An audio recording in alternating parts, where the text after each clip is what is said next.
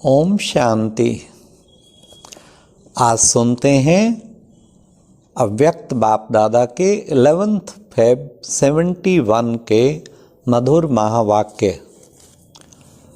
आज की अव्यक्त मुरली का टाइटल है अंतःवाहक शरीर द्वारा सेवा। आज की मुरली में अव्यक्त बाप दादा ने अंतःवाहक शरीर का क्या राज है वह स्पष्ट किया। साथ साथ प्यारे बाप दादा ने कहा स्टेज पर आते हो तो क्या तैयारी करके आना है।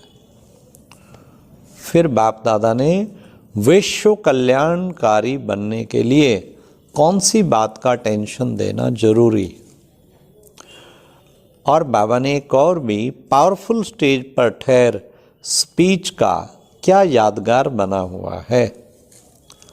तो आओ सुनते हैं आज के अव्यक्त बाप दादा के 11 फरवरी 71 के महावाक्य अंतःवाहक शरीर द्वारा सेवा।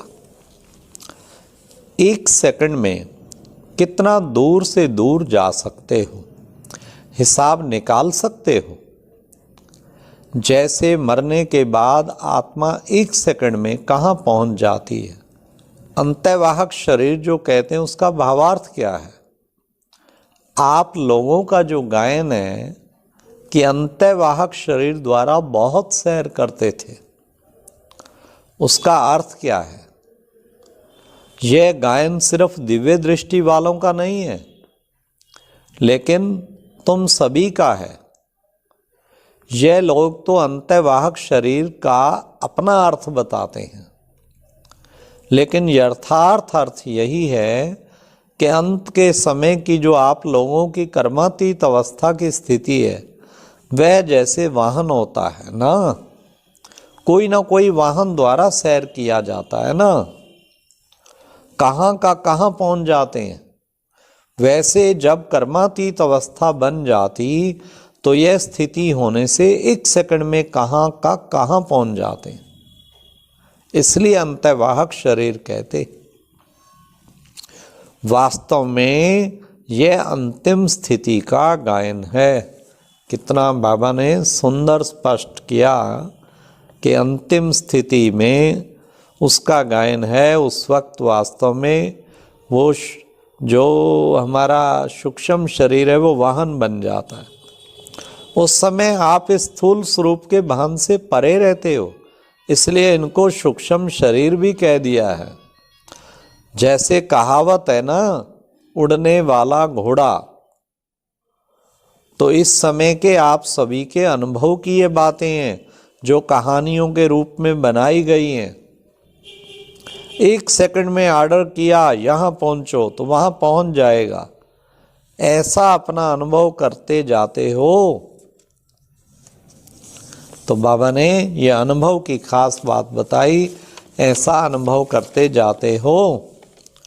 जिस समय जिस स्टेज पर आते हो उस समय पहले अपनी स्थिति की स्टेज अच्छी तरह से ठीक बनाकर फिर उस स्टेज पर आओ, जिससे लोगों को आपकी आंतरिक स्टेज का साक्षात्कार हो।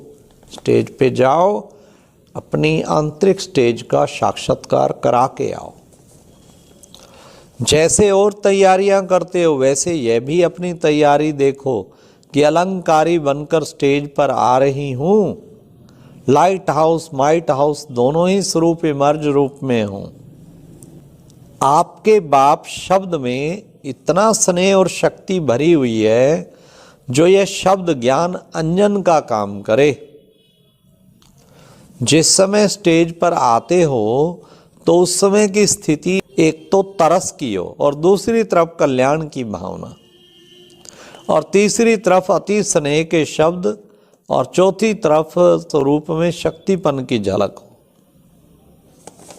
तो ये बाबा ने स्टेज पर आने की क्या स्टेज होनी चाहिए। कल्याण की भावना, तरस की भावना, स्नेह की और शक्तिपन, 4 चीजें बाबा ने बताई। अपनी स्मृति स्थिति को ऐसा पावरफुल बनाकर ऐसे समझो कि अपने कई समय के पुकारते हुए भक्तों को अपने द्वारा बाप का साक्षात्कार कराने के लिए आई हूँ। तो कितना सुंदर तरीके से बाबा ने स्पष्ट किया। लेकिन भाषण की तैयारी ऐसी करो जो भाषण द्वारा भाषा से भी परे स्थिति में ले जाने के अनुभव कराओ।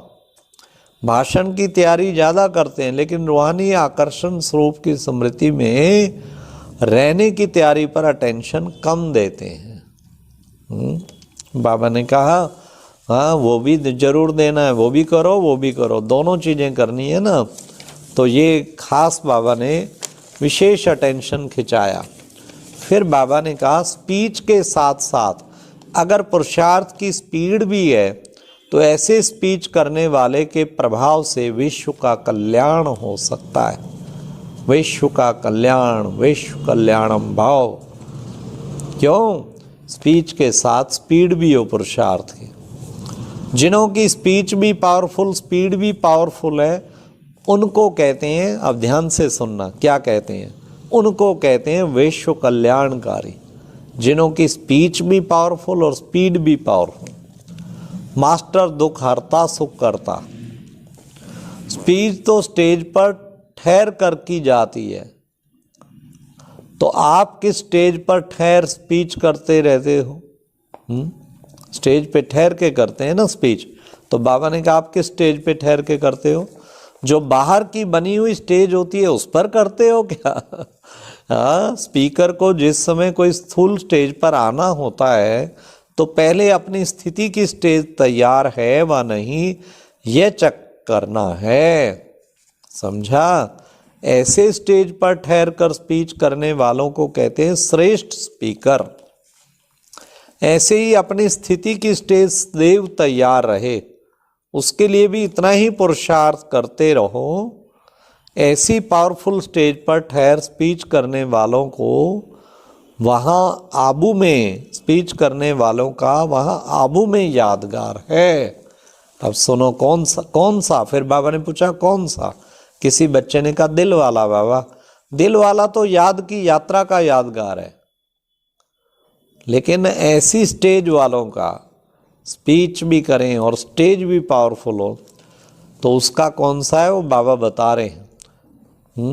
गौमुख नहीं देखा है क्या? गौमुख किसका यादगार है?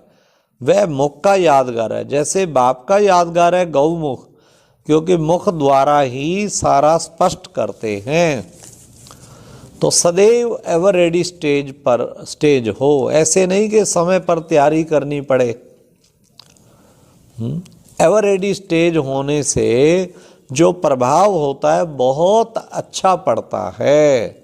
हर वक्त स्टेज तैयार हो। ये नहीं कि मेरे को तो जी 2 घंटा चाहिए स्टेज बना, सेकंड में स्टेज पे सेट, और उतरे ही ना फिर तो चाहिए ही नहीं, सदा ही चढ़े रहें। टीचर का पेपर कदम कदम पर होता है। जो भी कदम उठाते हैं ऐसा ही समझकर उठाना चाहिए कि पेपर में हाल में बैठकर कदम उठाती हूँ। हर समय पेपर हाल में, और पेपर हाल में बैठ के उठा रही हूँ, क्योंकि स्पीकर अर्थात स्टेज पर बैठे हैं। तो जो सामने स्टेज पर होता है उसके ऊपर सभी की नज़र होती है। आप लोग भी ऊंची स्टेज पर बैठते हो, अनेक आत्माओं की निगाह आप लोगों के कदम पर है। बाबा ने कहा आपके कदम कदम पे उनकी निगाह टिकी पड़ी है। अगर एक कदम भी ढीला हुआ कुछ भी नीचे ऊपर उठता है तो अनेक आप लोगों को फॉलो करेंगे। इसलिए टीचर को जो भी कदम उठाना है वो ऐसा सोचकर उठाना है, तो सोच समझ के उठाना है, क्योंकि ताजधारी बने हो। ताज कौन सा मिला है? जिम्मेवारी का ताज। जितनी बड़ी जिम्मेवारी उतना बड़ा ताज। हाँ, तो जो बड़ी जिम्मेवारी मिली हुई है तो अपने को ऐसे निमित्त बने हुए समझ करके फिर कदम उठाओ। अभी अलबेलापन नहीं, ताज व तख्तधारी बनने के बाद अलबेलापन समाप्त हो जाता है। अलबेलापन अर्थात पुरुषार्थ में अलबेलापन। इस ग्रुप को सदैव यह समझना चाहिए जो भी कदम व कर्म होता है वे हर कर्म विश्व के लिए एक एग्जाम्पल बन करके रहो, क्योंकि आप लोगों के इन कर्मों का कहानियों के रूप में यादगार बनेगा। तो आप लोगों के यह चरित्र गायन योग्य बनेंगे। इतनी जिम्मेवारी समझकर चलते हो, यह इस जिम्मेवारी के ग्रुप की विशेषताएं हैं। तो जितना जिम्मेवार उतना ही हल्का भी रहेगा। अच्छा, ओम शांति। और अब यह एक बहुत अच्छी वीडियो भी जरूर देखें।